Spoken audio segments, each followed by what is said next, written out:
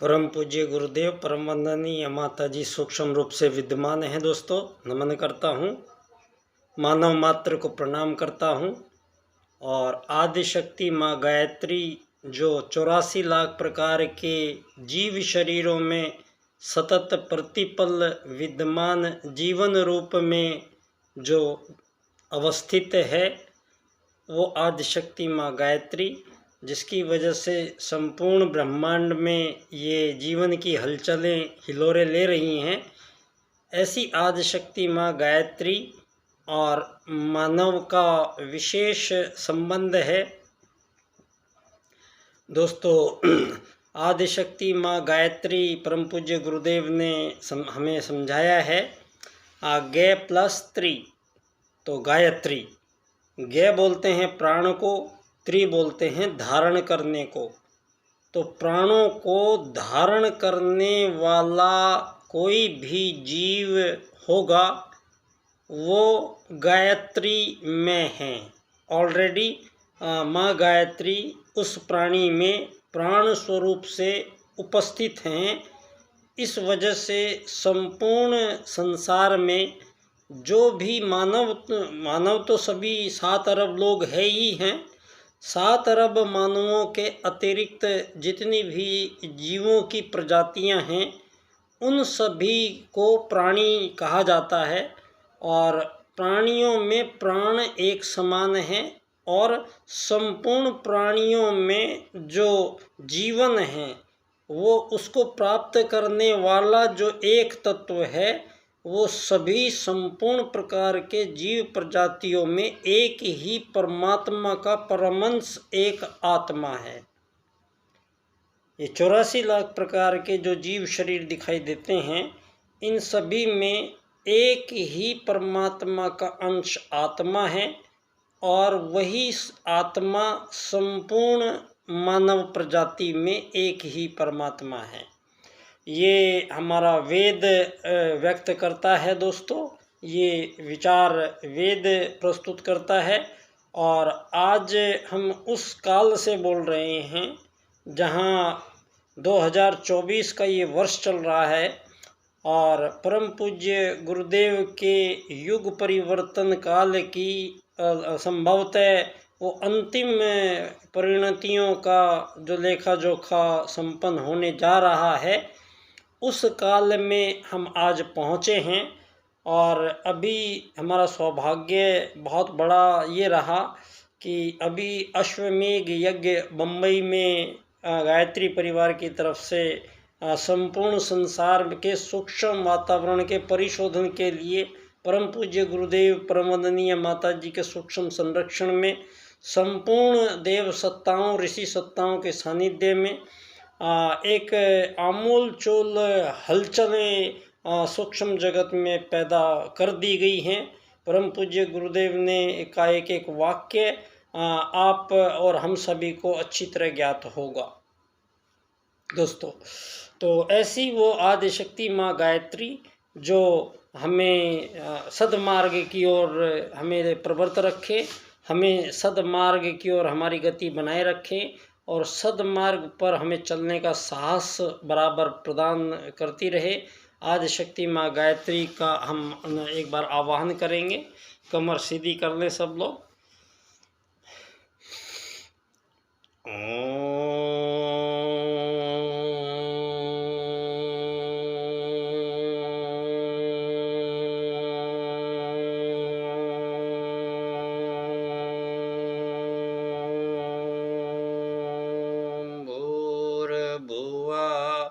स्वाहा तत्सवितुर्वरेण्यं भर्गो देवस्य धीमहि धियो यो नः प्रचोदयात्। ओम गुरुर्ब्रह्मा गुरुर्विष्णु गुरुरेव महेश्वर गुरुर्साक्षात् परब्रह्म तस्मै श्री गुरुवे नमः।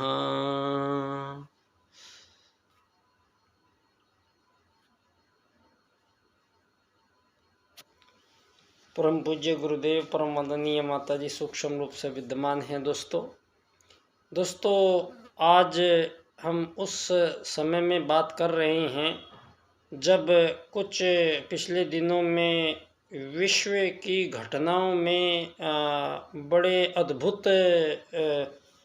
सामने दृश्य उपस्थित हुए हैं। सबसे पहले तो कोरोना काल का प्रारंभ हुआ। एक नई तरह की टेक्नोलॉजी का यूज़ करके मानवों ने रासायनिक और जैविक हथियारों का जो जखीरा दुनिया में इकट्ठा किया है, उसका प्रयोग परीक्षण करके उन्होंने देख लिया है। जिस प्रकार से परमाणु बम जब बन गए थे तो उनको चला के देखने का जो प्रयोग था वो अमेरिका ने जापान पे, हिरोशिमा और नागासाकी पे सारी दुनिया ने देखा ही है। और बावजूद इसके सारे जितने भी दुनिया में 7 अरब लोग हैं, ये 7 अरब लोग आज की इस नवीन टेक्नोलॉजी की एक ऐसी दुनिया में, एक आभासी दुनिया का विनिर्माण कर दिया गया है। और यहाँ मानवों को एक तरफ तो हम भौतिकता की एक दौड़ में और एक अंतहीन लड़ाई में, और माध्यम उसका बनाया गया जो कृत्रिम रूप से धन, पैसा, रुपया, इसके आधार पे मानव जैसे जीवन जो इतना कीमती और महत्वपूर्ण समय मानव जीवन को मिलता है, उसमें आज ये स्थिति बनी हुई है सारी दुनिया में। विशेषतः भारत की हम बात करते हैं तो आज नैतिकता नाम की कोई चीज़ बची नहीं है मानव के अंदर। आज धन ने मानव को इस कदर मजबूर कर दिया है कि सामूहिक परिवार तो ये आज़ादी के बाद से ही जो ये आज़ादी मिली है हमें, इस आज़ादी में मैं आपसे पहले भी चर्चा कर चुका हूँ कि अभी ज़्यादा दिन नहीं हुए हैं तो आज़ादी 1947 में आज़ादी मिली हमें। लेकिन उस समय तक जो हमारे ग्रामीण भारत का जो हाल था वो इतना बहुत बेहतरीन, और वो समय हमने देखा है कि आज की पीढ़ी को जब हम ये बात अगर बताएं तो उनको आश्चर्य होता है कि हमारे पूरे गांव में 15-20 हज़ार लोग रहते थे तो गांव में ना लाइट थी, बिजली नहीं थी, सड़कें नहीं थी, कोई गाड़ी नहीं थी, साइकिल नहीं थी, रेडियो नहीं था, टेलीविज़न नहीं था, घड़ी नहीं थी, कोई मशीनरी नहीं थी मानव के पास, और पूर्णतः पशु आधारित कृषि पद्धति हमारी थी। और जब जो हमारी उस समय की गांव की आर्थिक नीति थी वो इतनी शानदार थी दोस्तों कि आज जो ये पूंजीवादी लोकतंत्र के बाद में जो सारी दुनिया को ये पैकेज आधारित व्यवस्थाओं से संचालित ये सरकारें जो आती हैं और जाती हैं, ये सारी सरकारें काम एक ही करती हैं कि आपको आपसे लिया हुआ टैक्स से जो पैसा है उसमें बंदर बांट करके आपको ये कह सकती है कि इसमें डीजल कम कर देंगे तो पेट्रोल बढ़ा देंगे, आपका जूते में रेट कम कर देंगे तो आपकी बुरशट में पैसे बढ़ा देंगे। तो ये दुनिया में आज़ादी के नाम पे जितने भी आज़ाद देश बनाए गए हैं, ये आप सब लोगों को पता होना चाहिए कि सभी आज़ाद देशों में आज़ाद सरकारें हैं, आज़ाद जनता है, आज़ाद सरकार अपनी मशीन है, आज़ाद सरकार का अपना कागज़ है, आज़ाद सरकार का उस पे नाम और फ़ोटो भी अपना है, रुपए पे, पैसे पे, डॉलर पे। लेकिन ये जो आपका आज़ाद देश के आज़ाद पैसे की जो कीमत का मूल्यांकन और अंकन और उसका जो तय किया जाएगा वो आपका आज़ाद देश के हाथ की बात नहीं है। ये बात आप सब लोगों को शायद कि ये पता लगने ही नहीं दी जाती है, दुनिया में इसका जिक्र नहीं होता है। आप जितने भी मानव हैं धरती पे, आप सब लोगों को जो ये आज़ादी के नाम पे भ्रमित करके मानवों को ही मानव से युद्ध लड़ाए गए हैं, मानव को ही मानव का कॉम्पिटिटर बनाया गया है, धरती पे मानव को प्रतिस्पर्धी स्वरूप प्रदान करने वाली ऐसी राजनीतिक व्यवस्थाओं का निर्माण षड्यंत्र पूर्वक धरती पे किया गया है और वो मानवों पर अप्लाई किया गया है। पिछले दोस्तों, हम लोगों को जो ये लॉर्ड मैकाले शिक्षा पद्धति से जो पढ़ाया गया है, इसमें हम लोगों को सारा तो इतिहास तोड़ मरोड़ के पढ़ाया गया है। हमारे सारी चीज़ों को हमें तो जंगली और बर्बर और आदिम जाति के लोग साबित करने पे तुले हुए लोग थे, और यही पढ़ाया जा रहा था। अभी भी यही पढ़ाते हैं कि पदार्थ की खोज जॉन डाल्टन ने की। अभी भी हमें पढ़ाया जा रहा है कि ग्रेविटी की खोज न्यूटन ने की। अभी भी हमें पढ़ाया जा रहा है कि वायुयान की खोज किन्हीं ब्रदर्स ने की। आप लोग हमें बता रहे हैं अभी ये सारी चीज़ें यही पढ़ाई जा रही हैं हमें आज तक भी। और ABCDFGH में ऐसा उलझाया कि षड्यंत्र पूर्वक करके हमें वेदों से अलग कर दिया गया था। और वेद कोई सामान्य पोथी के समान नहीं है। हमने पहले भी चर्चा की थी कि जब हम वेद का कहीं जिक्र करते हैं तो मन में एक धारणा आती है कि शायद मोटी मोटी 4 किताबें होंगी, जिसका नाम एक ऋग्वेद है, यजुर्वेद है, सामवेद है, अथर्ववेद है। तो ये इतना सा हमारे दिमाग में पिक्चर बनती है। तो मैंने आप लोगों से निवेदन किया था दोस्तों, वेद जो 4 हैं वो बहुत विस्तारित हैं, पूरे इतने विस्तारित हैं दोस्तों कि वेदों के सबके 4 वेदों के 4 उपवेद हैं। हर वेद के अलग ब्राह्मण हैं, अरण्यक हैं, संहिताएं हैं, टीकाएं हैं और उपवेद हैं। तो इतना विस्तारित है। और परम पूज्य गुरुदेव के समस्त विश्व को भारत के अजस अनुदान पुस्तक में उसमें बहुत कुछ जानकारियाँ ऐसी हमें प्राप्त हुई है कि जो तथ्यात्मक रूप से ये हम दुनिया के सामने अब साबित करने की स्थिति में हैं। वैसे भी नासा के जो अभी भगवान राम द्वारा श्री राम जो सेतु बनाया गया था श्रीलंका के मुहाने तक जाता हुआ, वो आज भी पानी के नीचे नासा को मिला है। तो उसके चित्र सारी दुनिया को दिखाने पड़े हैं। और ये मानना पड़ा है कि आज से 5000 साल पहले यहाँ भगवान श्री राम आए थे। तो उस जमाने में जब आप कह रहे हो पदार्थ की खोज जॉन डाल्टन ने की है, तो उनके तो हजारों साल पहले ही महर्षि कणाद ने यहाँ पर पूरे पदार्थ जगत की व्याख्या करके पूरा ग्रंथ लिखकर छोड़े हुए हैं।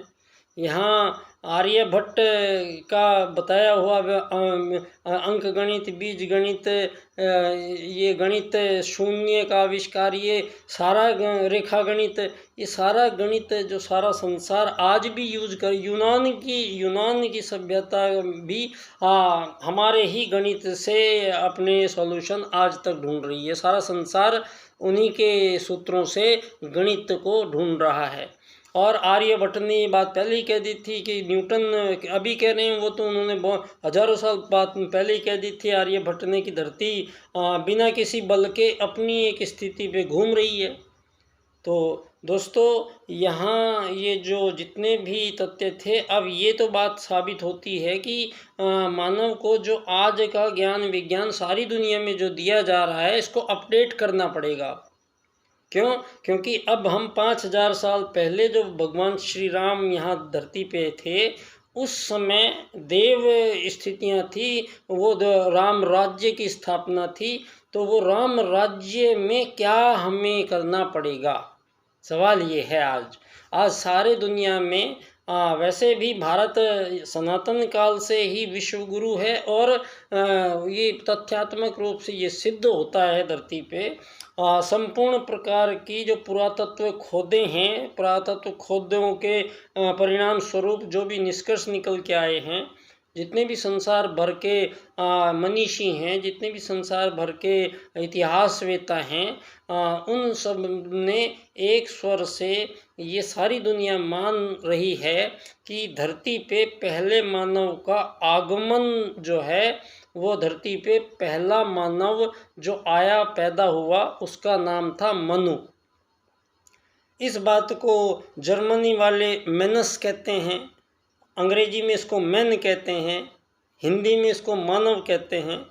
तो सब कहते एक ही हैं। और तो ये सारे संसार को जो भ्रमित हुआ है दुनिया, अब ये भारतीय हिंदू धर्म, सनातन धर्म की सभ्यता और संस्कृति का हम पर ये दायित्व बनता है कि जहाँ भटकन सारी दुनिया में जो आई है, भ्रमित किया गया है, तो अब सारी दुनिया के भ्रम को ठीक करने का दायित्व हम उन सनातनी वेद पूर्वज हमारे उनके जो थाती ज्ञान है, वो आगे हम आज संसार को सबके समक्ष प्रस्तुत करेंगे। दोस्तों, ये महत्वपूर्ण कार्य कोई छोटा मोटा कार्य है नहीं। ये कार्य कोई अवतारी सत्ता चेतना धरती पर आती है दोस्तों, क्योंकि परमात्मा का ये प्रारंभ काल से ही मानव को बताया गया है।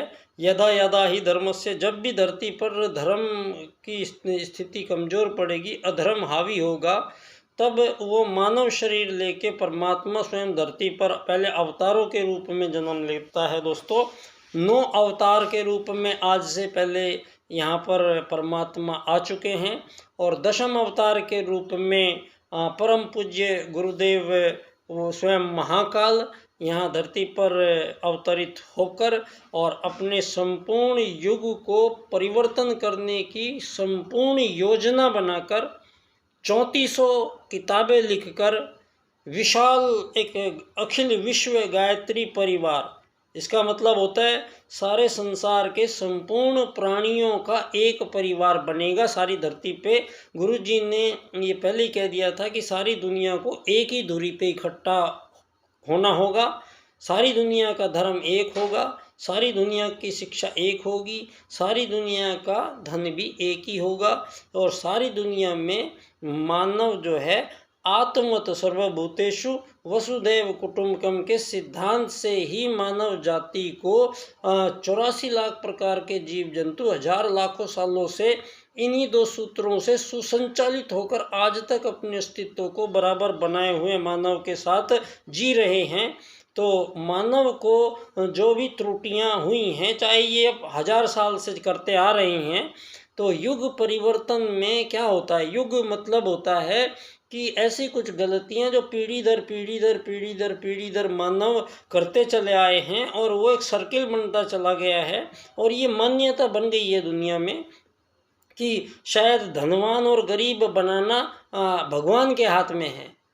ये ऐसी धारणा हर व्यक्ति में बन गई है दुनिया में, जबकि यहाँ पर तथ्यात्मक रूप से ये सिद्ध बात है कि इस बात को राजनीति में पंडित दीनदयाल उपाध्याय जी प्रोटेस्ट करते हैं धरती पे आपके अर्थ पूंजीवाद को, और पूंजीवाद के स्थान पे अर्थायाम की राजनीति प्रस्तुत करते हैं, और एकात्म मानववाद का राजनीतिक चिंतन दर्शन आपके सम्मुख प्रस्तुत करते हैं।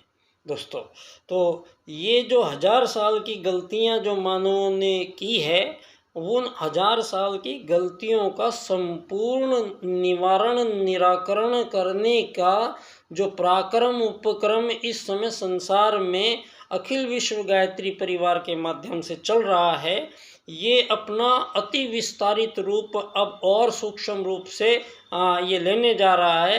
तो दोस्तों, इसमें एक कड़ी आएगी राजनीति के पुनर्निर्धारण की, क्योंकि गायत्री परिवार हमारा परम पूज्य गुरुदेव राजनीति में कभी हस्तक्षेप नहीं किया है, लेकिन यहाँ परम पूज्य गुरुदेव से ही 5-6 साल छोटे परम पूज्य गुरुदेव भी उपाध्याय थे, और पंडित दीनदयाल उपाध्याय जी भी उपाध्याय थे। पंडित दीनदयाल उपाध्याय जी भी आगरा जिले के चंद्रभान नंगला के थे, और परम पूज्य गुरुदेव आंवल खेड़ा आगरा के थे। दोनों एक ही जिले के थे, दोनों उपाध्याय थे, 5-6 साल छोटे थे। और दीनदयाल जी का मिलन, गुरु जी का मिलन युवावस्था से ही चलता रहा, और अंत समय तक दोनों मिलते रहे।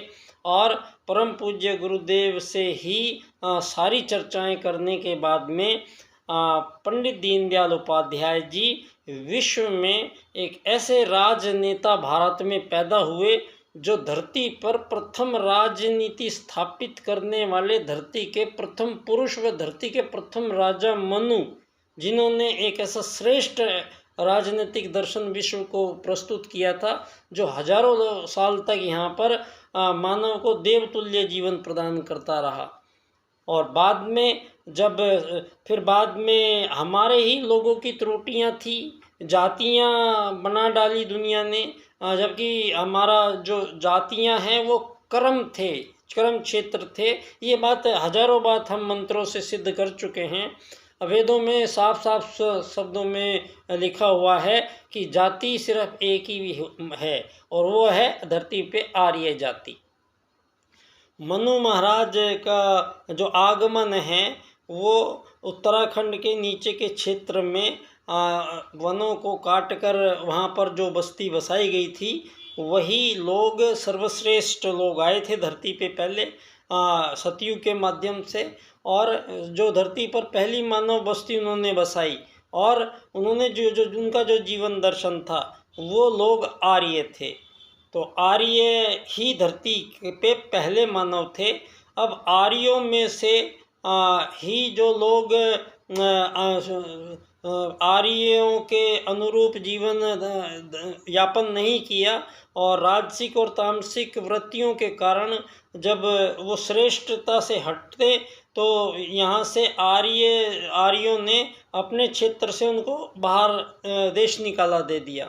तो इस प्रकार से जो अनार्य लोग थे वो धरती पर जगह जगह जाकर बसे हैं, और वो अनार्य जो लोग हैं उनका संबंध भारत से बराबर बना रहा। और इस प्रकार से आज सारी दुनिया में जितने भी देश हैं दुनिया में, उनकी जो पुरातत्व की खुदाइयाँ हैं, कोई भी ऐसा देश नहीं है दुनिया में जहाँ से हमारे हिंदू देवी देवताओं के बड़े बड़े चित्र मंदिर वहाँ पर मिल रहे हैं। ये इस चीज़ का प्रमाण है कि भारतीय संस्कृति ही विश्व संस्कृति का संचालन करती रही है, और यहीं से पूरी दुनिया को राजनीति के बारे में, धर्म नीति के बारे में, समाज नीति के बारे में हम ये भारतीय संस्कृति जो मानव को नैतिक बनाने पे पूरा ध्यान रखती है।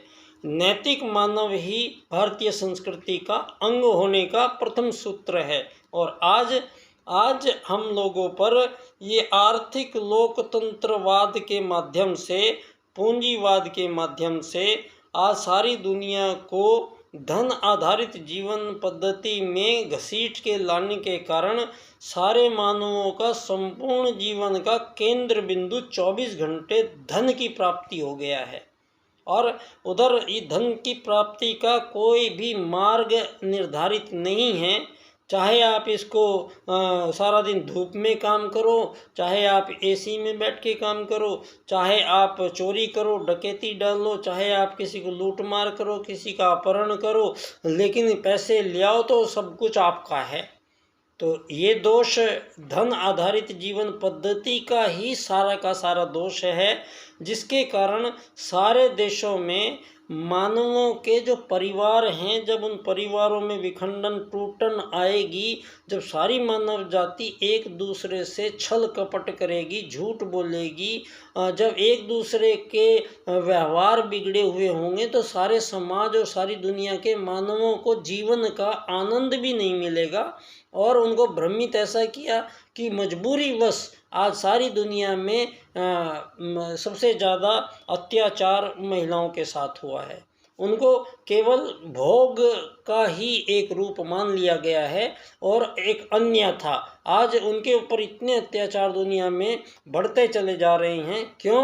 क्योंकि आपने यौन संबंध बनाने की छूट अन्य लोगों से भी दी है सुप्रीम कोर्ट के माध्यम से, जो कि भारतीय सभ्यता और संस्कृति के बिल्कुल विपरीत है। यहाँ एक नर का संबंध, एक स्त्री एक पुरुष का विवाह के बाद शारीरिक संबंध की सी मान्यता है भारत में।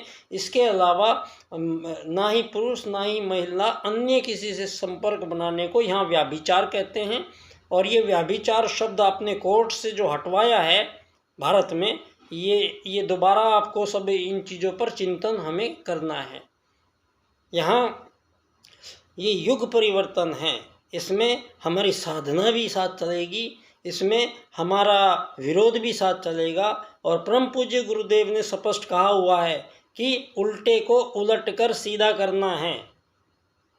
तो अगर कोई चीज़ सीधी नहीं हो रही है तो फिर वहाँ हमें उल्टे को उलट कर सीधा करना है। इस सूत्र को एक बार हर प्रज्ञा पुत्र, हर युग निर्माणी सैनिक इस मंत्र को अपने कान में 1-2 बार दिन में जरूर से याद रखें। अब विशेष परिवर्तन होने जा रहे हैं, बड़े परिवर्तन होने जा रहे हैं और बड़ी ही बातें होने जा रही हैं। तो पंडित दीनदयाल उपाध्याय जी अर्थायाम के माध्यम से ये अमीर गरीब मालिक नौकर बनाने का जो सिलसिला आप लोगों ने स्थायी रूप से धरती पे किया हुआ है प्रबंध, ये हमेशा के लिए इस धरती से विदा होने का टाइम आ गया है। सारी धरती से सभी प्रकार के युद्धों का समापन करने का समय आ गया है। सारी दुनिया में मानवों के बीच सभी प्रकार के द्वंद्व, विभेद, जो संपूर्ण प्रकार की प्रतियोगिताएं, स्पर्धाएं, सभी कुछ का निराकरण और समापन करने का ये समय आ गया है। अब ये नव युग का जो आगमन होने वाला है उसमें मानवों के बीच के सभी रिश्ते नाते शुद्ध होंगे दुनिया में। अब शुद्धि है ये धरती पे, ये सतयुग की वापसी है परम पूज्य गुरुदेव के अनुसार। तो आप और सब हम लोग इस के सहभागी बनेंगे, ये हमारा सौभाग्य है। परम पूज्य गुरुदेव की हमारे ऊपर असीम अनुकंपा रहेगी। आप सब लोग ऐसा विश्वास रखें। बहुत बहुत धन्यवाद। पुनः परम पूज्य गुरुदेव को नमन करता हूँ। पुनः मैं एक बार बहुत बहुत आभारी हूँ। बहुत धन्यवाद। मैं बच्चा डॉक्टर बाल्यकाल सेवा संस्थान का अध्यक्ष पंडित दीनदयाल उपाध्याय जी की जन्मस्थली धानक्या स्टेशन, जयपुर, राजस्थान से। प्रणाम।